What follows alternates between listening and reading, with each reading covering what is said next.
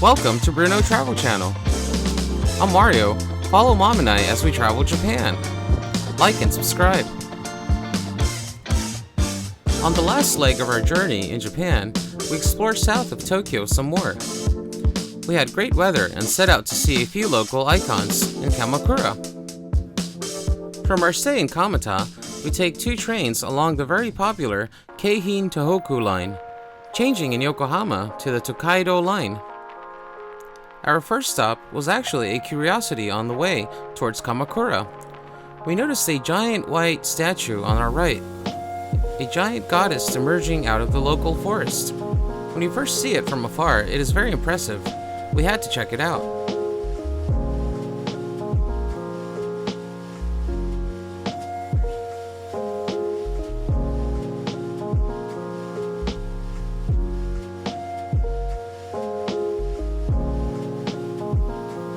Welcome to Ofuna Kanon-ji, a goddess of mercy, and in some readings, the god from which all other gods emerge. A male deity in Buddhism in India. For the East, they interpret the entity as a goddess and also one of mercy. The formal name known as Bodhisattva Kanon, an 80-foot concrete statue and the centerpiece of the Ofuna Kanon Society.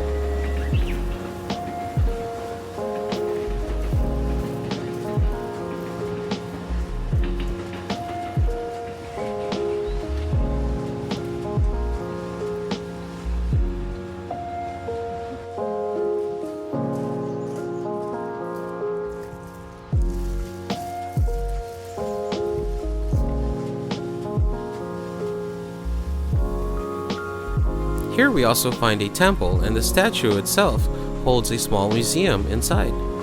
Made out of concrete all by hand, its construction work took a while due to the Pacific War. A long story from its early beginnings in 1929 to finally its completion in 1960.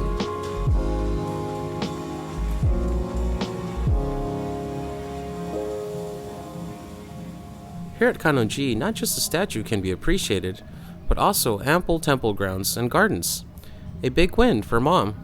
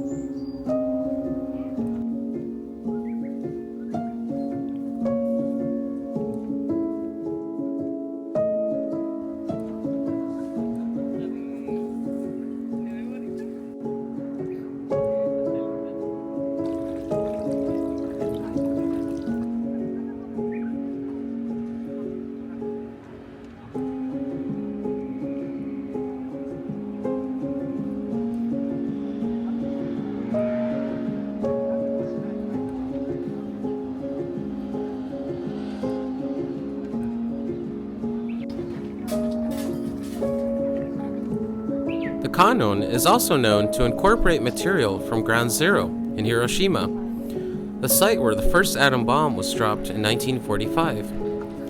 Another reason why it is the goddess of mercy and a symbol for world peace.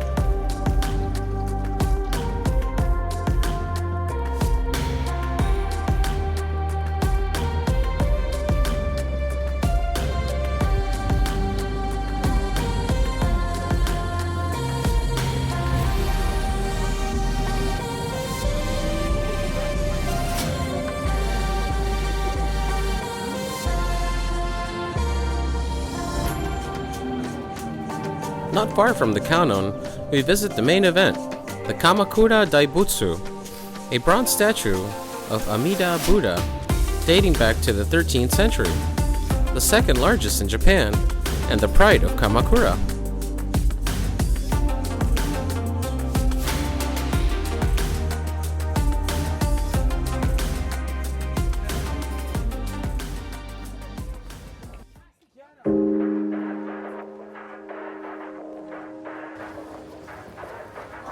At one point, the Buddha was housed in a temple structure, but over years, fires, typhoons, tsunamis, and more kept destroying the housing until one day it was decided to leave the Buddha to the elements, and surprisingly, has done very well since.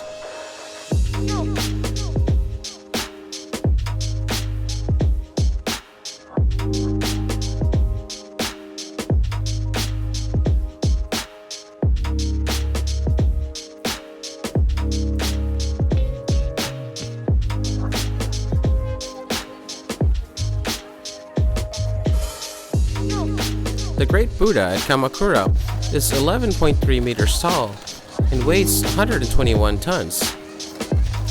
The Great Buddha is there for all walks of life, from saints to sinners, and a guide towards pure land and salvation.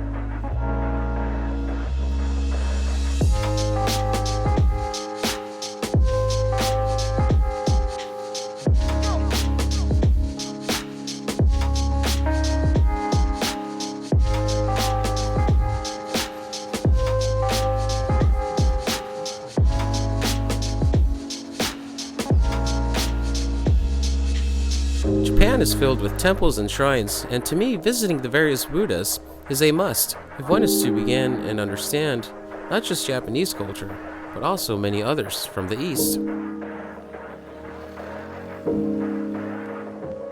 Following the Great Buddha of Kamakura, almost like a spiritual experience, people are almost innately driven towards the ocean. We love the beach, and Kamakura was not to be missed. We grab a local sushi and continue towards the coast.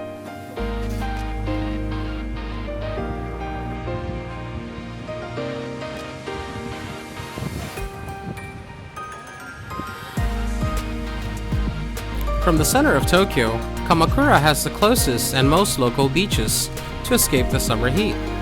This one is called Yuigahama, and the other two, Zaimokuza and Koshigoe. The official beach season is from July 1st to August 31st, and besides swimming, there's various activities that can be done. Paddleboarding, kayaking, wakeboarding, and more can be found here. Some very swimmable beaches, lots of resorts, and hotels. I highly recommend a stay in Kamakura.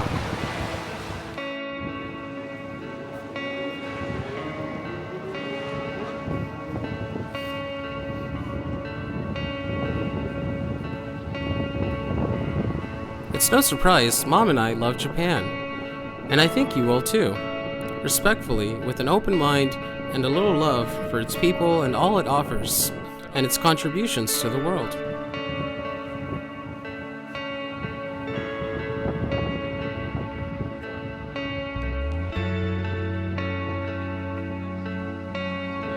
One of the nations that can say they have history that's lasted more than 200 years.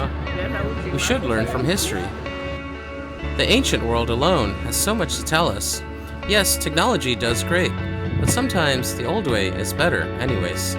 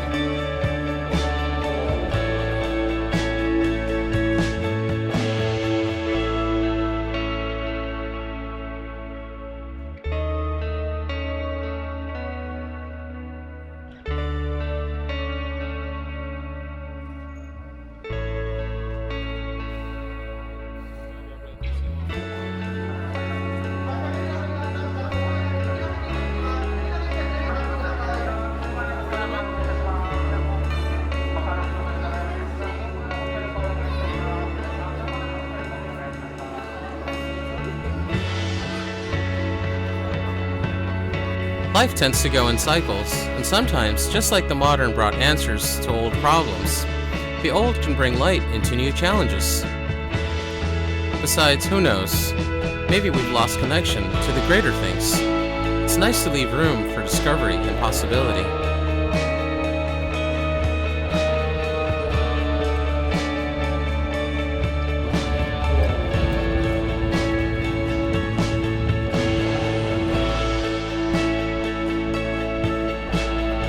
Following Kamakura, we head back to central Tokyo and visit Takeshita Street, also known as Harajuku.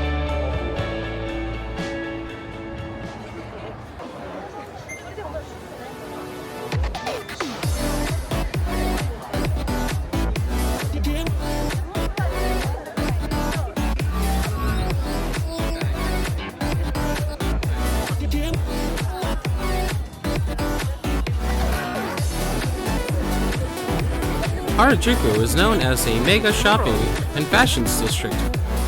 Now not just unique fashions, but also new and adventurous foods.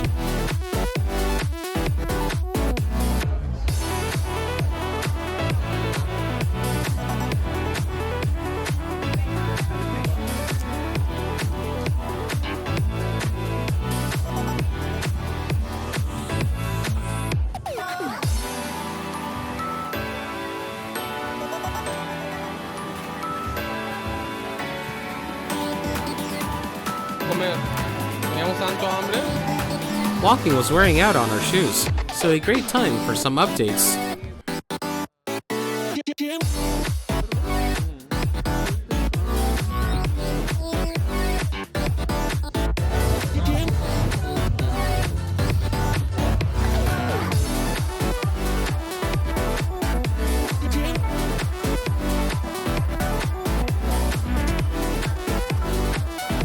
Haven't seen a payphone in ages, but a nice reminder, and honestly, can definitely help if we remember phone numbers.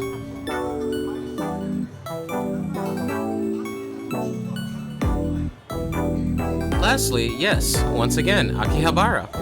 A store I really wanted to point out again is Mandarake. If you want retro collectibles and figures, Mandarake has a museum-like collection and approach to the items it brings in.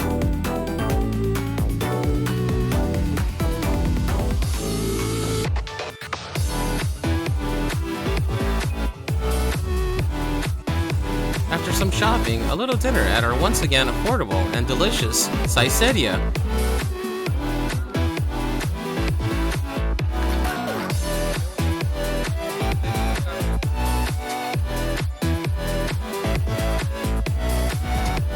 We check out the Tamashii Nation's official store for some of the latest and newest figures and collectibles. Another tip is the Big Camera store and nearby Yodobashi Camera store will also have figures, collectibles, and electronics, so not just cameras.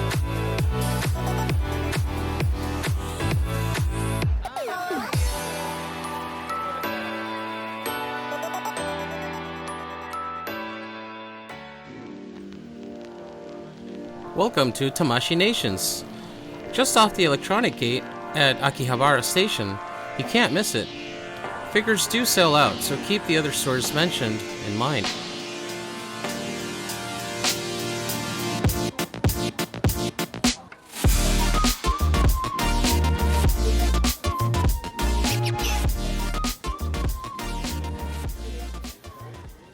After a good stay in Japan and a little shopping, time to head home.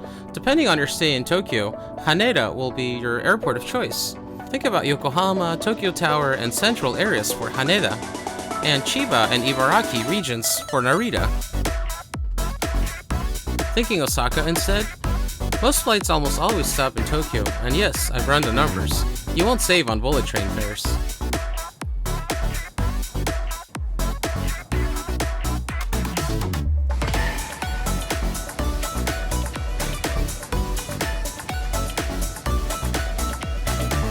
Japan has so much to offer, and I want to thank you for following Mom and I in this adventure.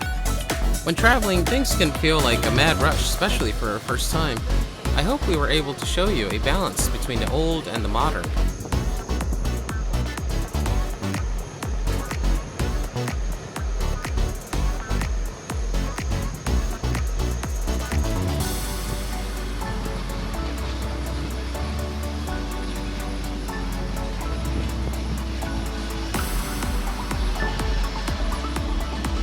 definitely not over, and there's so much more to explore, time and time again.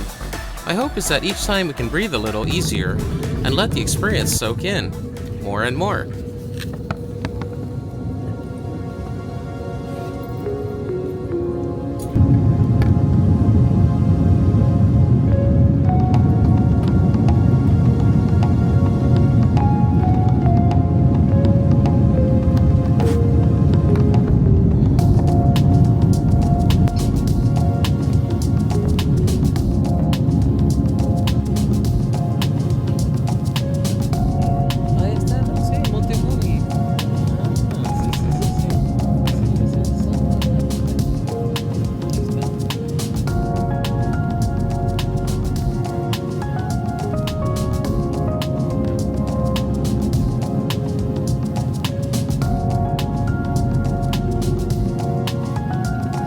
Thank you for watching, hope you liked the videos, and follow for more adventures. Like and subscribe.